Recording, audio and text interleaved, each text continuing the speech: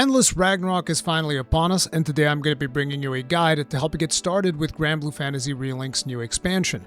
Now, this video is being sponsored by Cygames. This is the second time they're sponsoring a video here in the channel, which is pretty cool because I really like Granblue Fantasy Relink. I've covered it extensively here in the channel, and I plan on doing the same for Endless Ragnarok, so this is just a win-win situation. Now, for those of you that aren't aware what Endless Ragnarok is, this is a major expansion to the existing base game of Granblue Fantasy Relink. You can think of it almost as a master rank expansion to a Monster Hunter game. So kind of like the Iceborne to your Monster Hunter world. Now, this is going to come with a lot of new content. There's going to be new story, there's going to be new characters, there's going to be new quests, there's a bunch of new progression systems, which even though I'm about 50 hours or so into the game at this point, and I still feel like there's tons of progression to be made. So if you guys enjoy that type of progression grinding, constantly getting better, increasing the damage of your characters, even unlocking new characters, which is also a part of the expansion as well. And for those of you that have spent hundreds of hours in the base game, don't worry, because you get to import all of that progress that you've done right into Endless Ragnarok, or you can also choose to start fresh if you want to, because there's a lot of new quality of life that was added into the game, some of which I will be talking about in this guide as well. Furthermore, if you have a friend on a different system, like say you're playing on PC and your friend happens to be on PlayStation or on the Switch, you don't have to worry about it, because with the introduction of Endless Ragnarok, the game has gone full crossplay, so you can play across multiple platforms if that's something that you're interested in. Now, if you guys want to know more about Endless Ragnarok, or where you can purchase it, or all of that good stuff, there's going to be a link in the description of this video where you can get more information about that, so make sure to check that out if that's something that you're interested in. And without any further ado, let's get started by talking about the guide.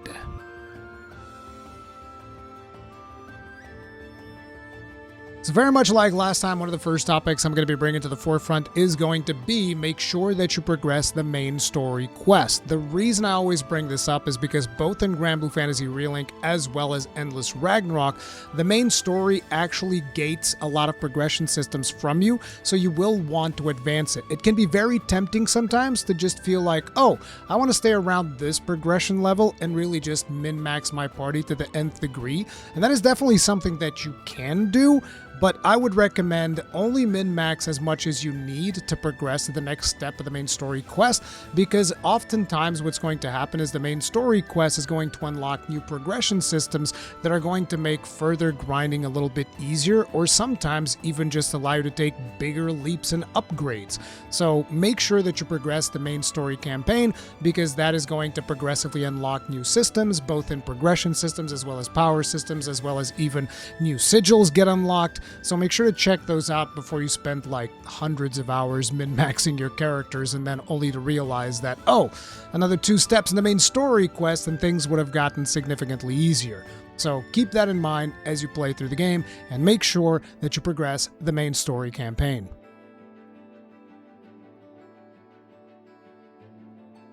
Damage cap is always going to be one of those stats that's going to be a little bit harder for newcomers to Granblue Fantasy Relink to understand, and that doesn't really change much with Endless Ragnarok, particularly because there's a lot of new sources for damage cap. So the way that things work is as you start stacking attack stats like Tyranny, Stamina, and all of these other skills that you can put on top of your character, it's going to be very easy for you to reach the damage limit of your character. And when you do that, no amount of additional damage stats is going to increase that damage. At that point, you're going to have to stack damage cap. Now, the problem with damage cap is that it's kind of like hard to really understand when and when it's not working, because you're going to have to go to a training dummy and then look at the damage numbers and hope that the damage number starts growing higher the more damage cap you put into it. However, with Endless Ragnarok, there is a new feature that allows you to simplify that. There's even a quest that tells you about it, but I'm going to be telling you guys about it regardless, because it is a very important thing to understand.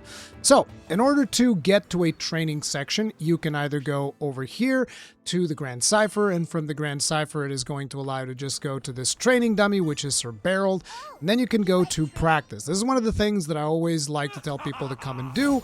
Come over to practice and just practice a couple of moves and see what, how the character works and all of that good stuff. But now you're also going to get a new function. If you guys notice on the lower left-hand corner, there's a thing there that says damage display normal. You can now switch that by pressing left or right on the D-pad, or in the case of the PC, that is going to be by pressing on M, and that will change the display to damage cap. And how is this going to work? If you guys notice below that, there's a message that says displaying damage dealt as a percentage of damage cap. Fully optimized damage occurs at 100%. So what this means is if your damage goes above 100%, it means that some of your damage stats are actually going above your current cap. So you either need to stack more damage cap or find a different source of damage cap, or you might want to consider reducing some of your damage stats to get more utility skills like Aegis, Greater Aegis, and all of that good stuff. So if you guys notice with my attacks, you'll notice that like, oh, 171%, 161%. That means I'm actually wasting 80-something% of my damage because I have too many damage stats. Now, the reason as to why my character has too many damage stats is because my damage caps aren't fully awakened yet because I'm still midway through progression. So I'm pretty sure that if I just keep evolving my character, eventually these numbers are going to be closer to 100%. But this is how you can tell whether or not your damage cap is good. You can also do this for skills. So if you use skills, you'll notice that it actually goes to 200%. So I also need to increase my skill damage cap, which is kind of like a different stat. And then the same thing also works for like your SBA gauge, your link attacks, all of that stuff, as there are different sources of additional damage cap. Now, in my case, I'm not really going to change much at this point because I already know that I want to maintain the stats that I have. But if you feel like, oh, I want to optimize some more, I want to figure this out, then you might want to consider like, okay, maybe we take away some of this tyranny. Maybe I have too much tyranny. Maybe, I don't know. I actually don't have that many damage stats in this character. All I have is tyranny.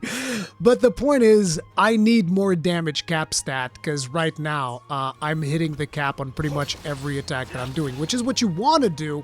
But I'm grossly going above the damage cap, but that's because I still need to get more upgrades. But ideally, if you're going too far above the damage cap, because like if you come in here and test it with another character, you might be getting like 400%. And you're like, okay, I definitely have way too much damage stats. You might want to replace some of those damage stats with additional damage cap, or you might want to replace some of those damage stats with other useful skills like Aegis, Greater Aegis, Steel Nerves, depending on whatever your character happens to need. So basically what you want to be doing is you come in here, you change the damage display to damage cap, and then you start swapping your sigils and try to get as close to 100% as possible whilst maintaining as much damage cap as you possibly can stack on that character. And that's kind of like how you optimize your damage cap. Good luck, because that is going to be an everlasting struggle. I keep coming in here after every quest with every character trying to like, okay, let's see if it's time to, you know, get a little bit more utility or to see if I can squeeze out more damage cap. But a lot of it also comes from progression, so do keep that in mind. But yeah, that's damage cap for you. And I really like this new feature that they've done with the training dummy, so make sure to check it out for yourself as well.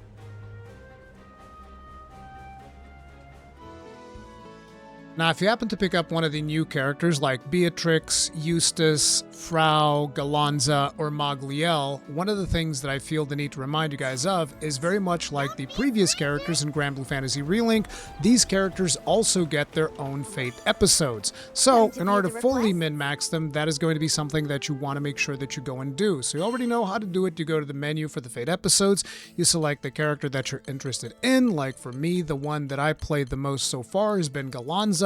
So you go in there, you go through all of the Fate episodes, and then by the end of it, you're going to get significantly increased stats, as well as 2 new sigil slots to really min-max the characters to the nth degree.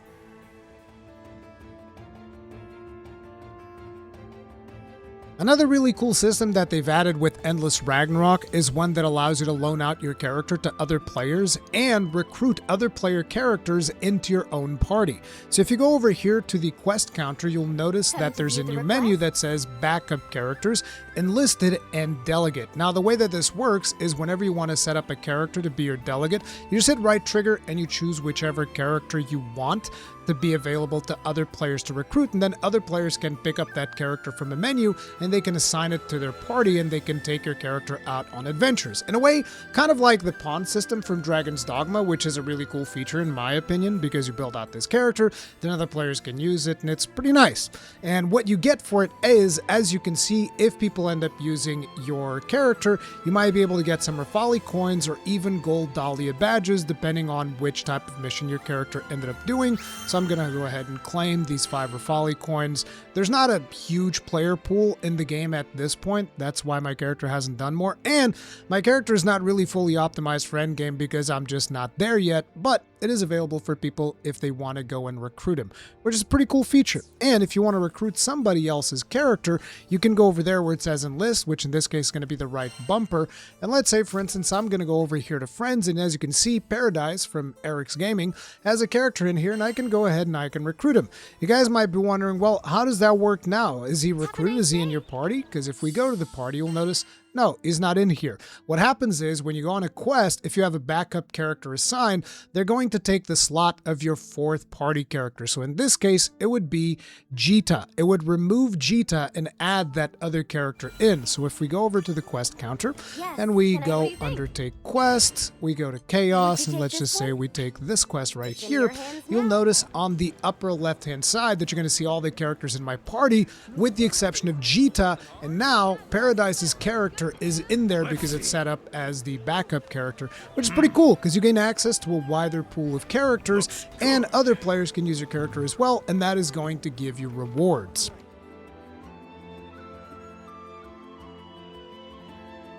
Terminus weapons is something that has been made a lot easier to both acquire as well as fully awaken, and the reason why I'm talking about it this early in this guide is because there's going to be a particularly challenging quest that you're going to have access to early in the main story campaign of Endless Ragnarok that actually recommends you to have a fully awakened Terminus weapon. Now, when I did this quest, I didn't have a fully awakened Terminus weapon and I was still able to muddle through that quest, but if you are struggling with it, I would recommend to go ahead and fully awaken a Terminus weapon because it's been made significantly easier. See, the last quest that you should have done before you gain access to Endless Ragnarok content is going to be the Tale of Bahamut's Rage.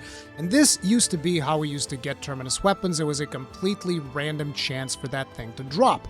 The way that they've changed it is that quest, the Tale of Bahamut's Rage, is actually dropping something called the Ultimate Memory.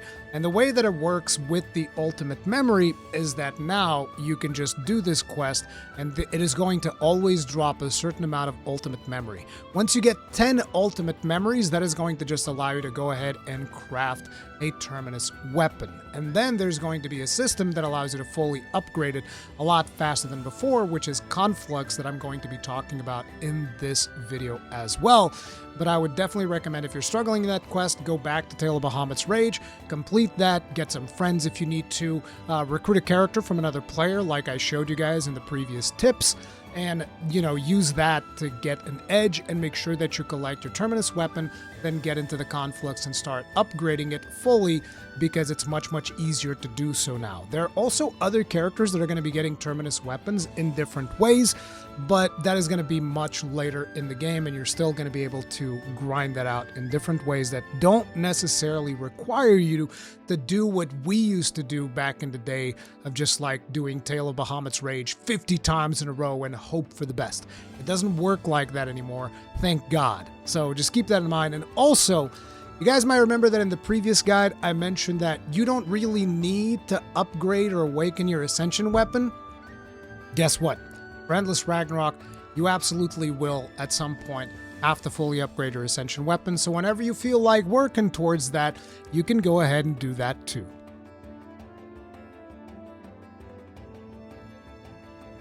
The Conflux is one of the most efficient ways to target farm-specific materials that you might need, and it gets introduced as a part of your gameplay loop when you start your adventure in Endless Ragnarok. So basically, you're going to be going through and doing a bunch of main story quests, and then whenever you feel like you need to take a break to upgrade your weapons or pretty much anything else that you might need to upgrade, you're going to find that a lot of times you're going to be able to get the materials that you need by jumping into the Conflux. So if you look over here, you guys can see that I currently have a bunch of cycles unlocked.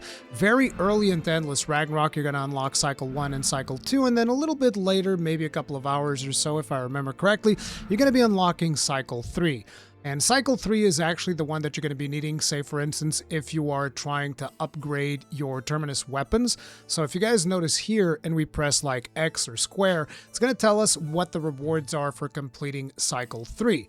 And if you notice, we have 6-star bounties, contains treasure for uncapping treasures up to 5 times. So this is going to allow you to basically uncap all of the weapons that are shown in this graphic up to 5 times. Then you have the 6-star bounties, which allow you to fully uncap weapons. So basically you're going to get materials to uncap all the weapons that you see in this little table here, and that's actually pretty cool because you actually get to see which weapons you're working towards, you get to see which level they are. It's actually very useful. But that's not all, because you also can get materials for awakening Ascension weapons, and like I told you previously this video, you will want to be awakening your Ascension weapons at some point.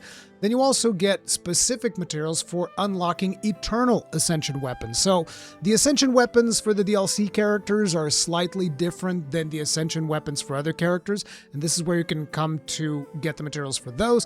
Then there's Primarch Ascension weapons, which is again another different category of Ascension weapons. And then there's also for Terminus Awakening as well. And this one's likely going to be the one that you're going to be focusing on very early in your journey in Endless Ragnarok.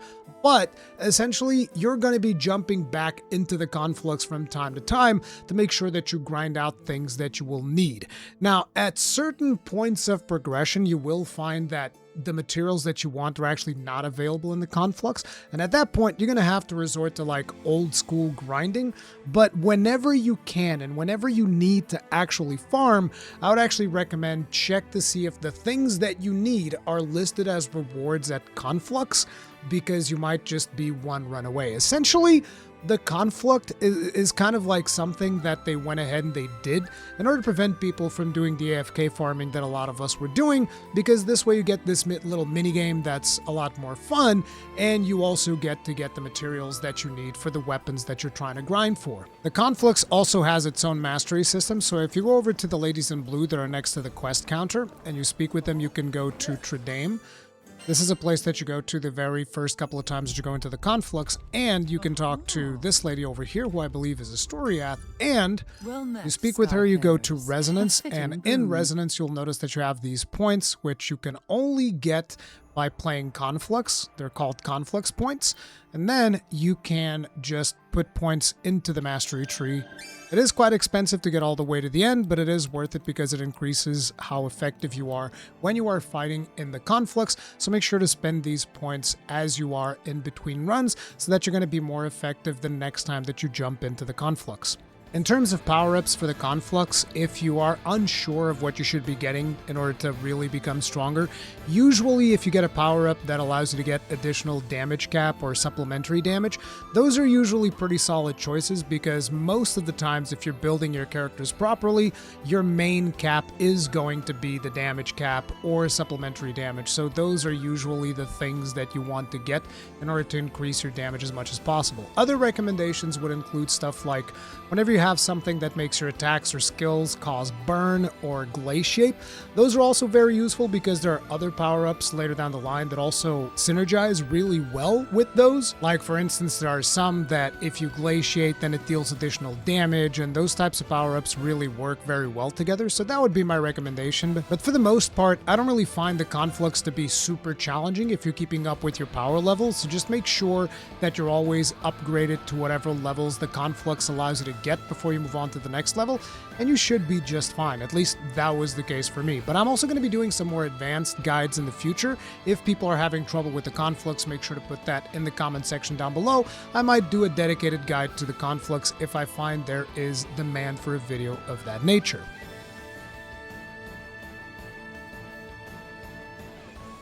As you progress through the main story campaign, Lyria is going to unlock a new system in the form of summons. Now, this is actually something that I've made the mistake of ignoring while I was playing through the main story campaign, because it can be easy to just forget that the system is even there. But basically, this is a whole new set of gear that you are getting, and you're constantly getting drops for this gear while you are doing main story campaign as well as the Conflux. So if we jump into the summons menu, you will see that we have these 4 summons currently equipped. But the most important thing isn't even using summons in battle, which is important because it can give you really cool benefits. But to me, the most valuable part of summons is actually the equip bonus that they bring with them. See, if you look at this summon, which is my primary summon for sessions, is called Lurker in the Dark. He's a dragon, shoots laser beams, really cool, really powerful, but it's actually kind of hard to use depending on the size of your target, depending on how much your target moves. The main reason I have this summon equipped is because of its equip bonus, which if you read says normal attack damage cap up plus 50%. Now, if you're familiar with how valuable the damage cap stat is, so valuable in fact that I have a whole section dedicated to it in this guide, you will know that this is a really valuable piece of equipment. And I got it fairly early on, and I didn't even equip it because I didn't even know I had it. So I would just recommend from time to time, come to your summons menu and check out to see if there's like cool bonuses that you'll want to have. As you guys can see, I also have an Infernadil that increases the damage cap of skills by 45%, Scarmiglione that does the same, and also comes with the Uplift Sigil skill, which is really cool. It increases the rate at which you accrue SBA gauge. These other ones come with burn resistance divergence, not particularly awesome. This Goblin Soldier is also very good because it has normal attack damage cap up 30%, and it has Link together. But another important thing about this specific summon is its cost, because if you guys notice in the menu in the middle there, it tells you the cost of each of the summons. So this Goblin costs 1, Scarmiglione costs 2, Infernadil costs 2, and then Lurker in the Dark costs 3. Now, the reason why this is important is because every time you use a summon, the cost to summon decreases by 1. So, for instance, this is something that fills up while you are doing combat. So I can use this summon, and then the next time I can use Scarmiglione for the cost of 1 as opposed to the cost of 2. So it's important not only to have powerful summons equipped, but if you actually want to use them in battle efficiently, it's important to also have a variety of costs, because that is going to ensure that you can balance the power with the ease of summoning these summons. Another important thing is if you are playing in multiplayer, make sure to equip whichever summon you consider to be the most important one on this top slot, because you can see there it says primary summon for sessions. This will be the summon that you have access to when you are in a multiplayer session. Unless you're the host. If you're the host, you're going to have access to some of your other summons, but if you are not the host, you only get access to 1 summon. So keep that in mind and make sure to check the summons menu from time to time to ensure that you are getting as much benefit as you can out of it, because you're going to need it.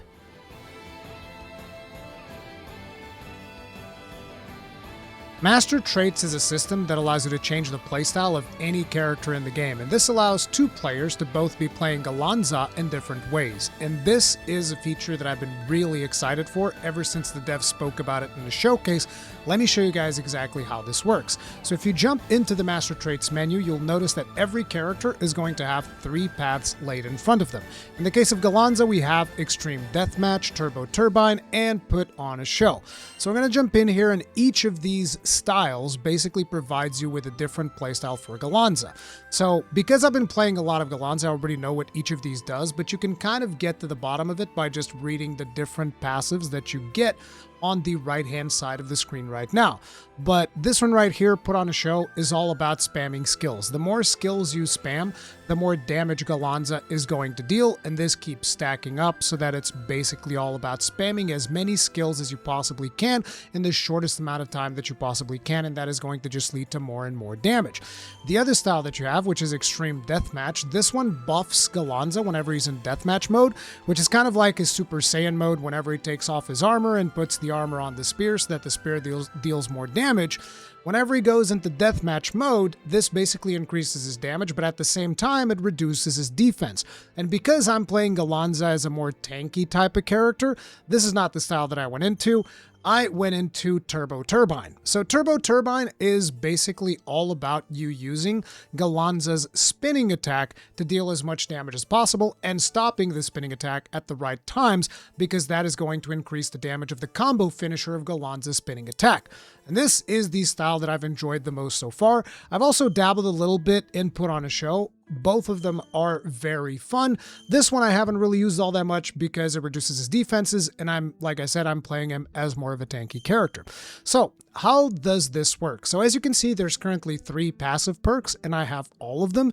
And the way that it works is you're going to be pumping a bunch of MSP points into this into the master traits, and the more you level up, like right now I have level 26, the more expensive it gets. Like as you can see, for the next level, level 26, it's going to cost me 17,000 MSP, which is quite a bit. There are quests that are very effective for farming this. I'll tell you which one it is by the time I'm done explaining master traits, but just be aware that you're going to be pumping a lot of mastery points into this system, and you're going to have to pump this into every character that you plan on leveling up, because this does make a massive difference. So to give you guys an idea, the way that this works is for the very style rank perk, you're going to have to put 3 points into style rank 1, which you guys can see here that I did. I put a point into turbine attack plus 10%, turbine finishers 10%, and damage cap plus 20%. Then for rank 2, you're going to need 6 more points. So you get to choose between these different passive bonuses that we have here. And, you know, these are the ones that I've chosen, and you get 6 more, and then you get your second passive point. And then for rank 3, once again, it's going to be another 6 points. So it goes in increments of 3 and then in increments of 6. And then eventually, you know, you get as many of these points as you possibly can. So I'm still going to be able to put another 4 points, but I'm not really going to be able to get any more passive bonuses, because each passive bonus requires you to have 6, and since I already have 6 here, I'm only going to be able to put 4 in other places that aren't really going to give me an additional bonus. But this is how it goes. You get to choose these, and the really cool thing is that you can change these whenever you want. So like, let's say for instance that, oh, I actually don't need Galanza to resume charging turbine after dodging, and I've actually started investing in the Cyclone Skull Splitter. You can just press that, and you can swap it around. It's super easy. You can respec whenever you want to, and it's a really, really cool system that I've been experimenting quite a lot. I've spent a lot of hours just messing around the master traits, and I really recommend that you study these to really understand them. But basically, it's all about pumping a bunch of points into this, and then choosing which of the 3 styles you really want to dive into. But you can still get passives from the other styles. So say, for instance, you come in to put on a show and you're like, well, actually, I really like Impale, or I really like Explosive Plunge. You know, you can come and you can get this specific skill on top of the other skills that you've already gotten on other, you know, on other trees of master traits. This is a really cool system. Make sure that you're experimenting with it. Make sure that you get as many mastery points as possible. You guys will be like, oh, I guess it's time to do some more Slimepeed. And it is. It is going to be time to do some more Slimepeed as you go through the advancements of the system, as you are still progressing and doing all of that. But after you get to a certain point, you're going to be able to just do a different quest. And the name of the quest is The Revenge of the Ooze right here. This is the quest that you want to be doing. It is in Chaos Plus, and basically this is your new Slimepeed quest. You're going to be able to do this quest like I usually recommend. Get yourself a ranged character, get a bunch of ranged characters if you want to. Just go in there, shoot the slimes to death, and you're going to be getting tons and tons and tons of MSP for completing this quest. So this would be the one that I would recommend the most if you really just want to farm MSP for your master trait. So get out there and kill some slimes, baby.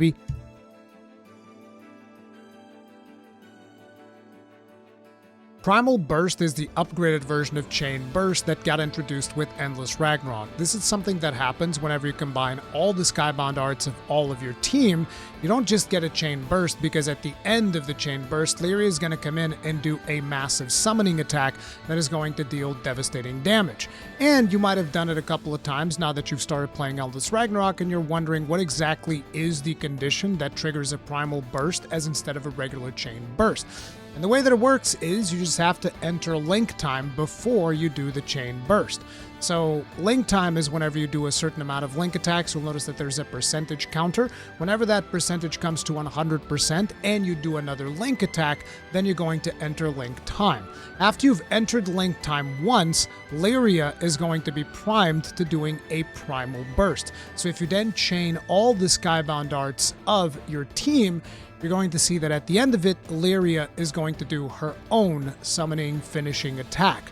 The thing is, in between each primal burst, you're going to have to enter link time again so that Lyria can be primed to do another primal burst. This means that you don't get to see primal burst too often in each individual fight, but if you play your cards right, you're going to see it as often as you can pull off link attacks and full skybound arts, I guess. But yeah, that's kind of like how Primal Burst works, and that is something that you'll want to know because that's something that you want to do if you really want to push for as much damage as you possibly can. So make sure to try for Primal Bursts.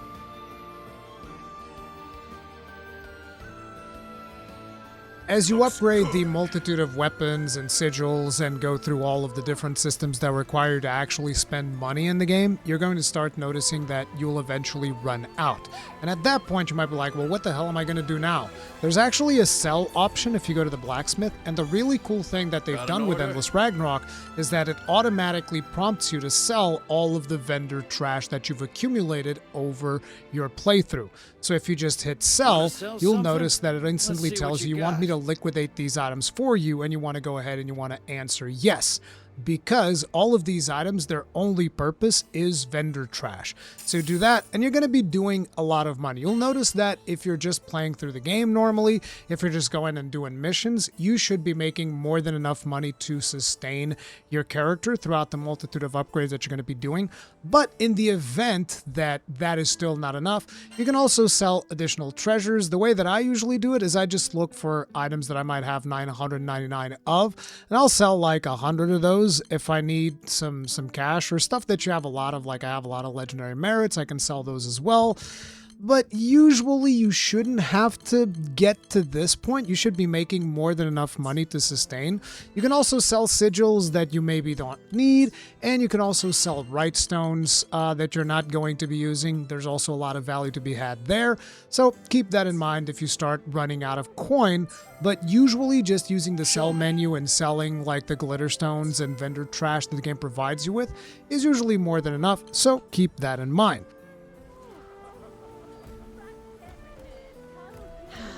Continuing onwards with things that you might just be able to get for free, I would like to remind you guys that there is still Lyria's Journal, and naturally with a bunch of new quests being added, there's going to be a lot more rewards that you're going to be able to get from this, so make sure to come to Lyria's Journal from time to time, hit claim all, and as you can see, for instance, I've gotten so much stuff. As a matter of fact, I've gotten so much stuff that a lot of it wasn't even claimed because I don't have enough space. Look, there's even a Spartan Echo in there. Those things are really, really cool. So yeah, I can't even get all of these, so I'll have to go and sell some more stuff or spend some more of my items and stuff like that. So yeah, do remember to visit Lyria's Journal. And then, naturally, the other one that I'm going to remind you, you guys might still remember if you watched my previous guide, but make sure to go from Seed Hollow, go to Seed Hollow from time to time and visit Zathba's appraisals to make sure you check up on your Curios, because there's also some pretty good rewards that you can get from these. So like, I think I've gotten, did I get some more elemental pluses on these? I don't know, but I've gotten some cool stuff in here. Let me see if I get any of them in here now. Oh yeah, we've gotten Spartan Echoes in here. We've gotten Berserker Echoes in here. These are all good things that you can get from even just doing Curios, which is really, really good. We even have some of the new skills here like Celestial Aqua. These are all valuable skills, so do keep that in mind.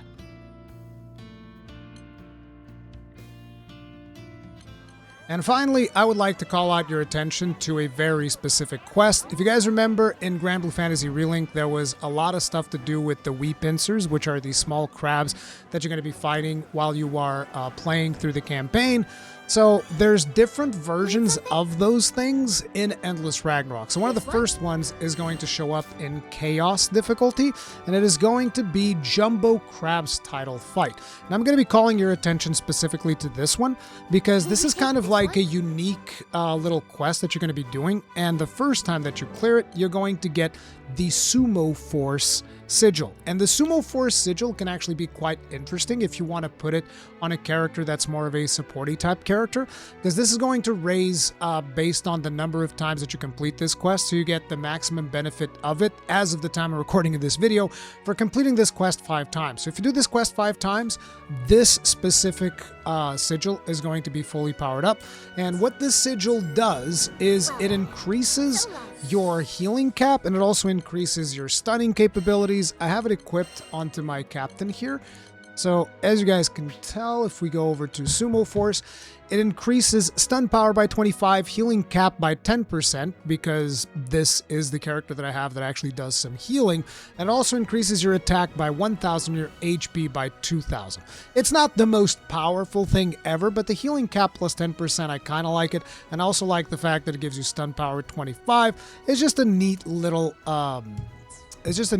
sigil to have. But on top of it, that's not the only thing that you can do when it comes to the wee pincers. If you move over to the location that I'm heading to right now, you'll notice that there's an NPC right here. This specific NPC, I've already done everything there is to do with him, but this is kind of like your new crab NPC, so you're going to talk with him. He's going to give you a quest to find additional crabs, and very much like last time, you're going to want to play through the campaign again. Now, you don't have to play through the entirety of the campaign, you just need to go pick up these crabs. Hello. But if you guys notice, you have chapter select right here, and there's another type of crab to get. You guys can see right there, it's the little darker crabs, 1 out of 1, and you get, 1 in chapter 1, 2 in chapter 2, 2 in chapter 3.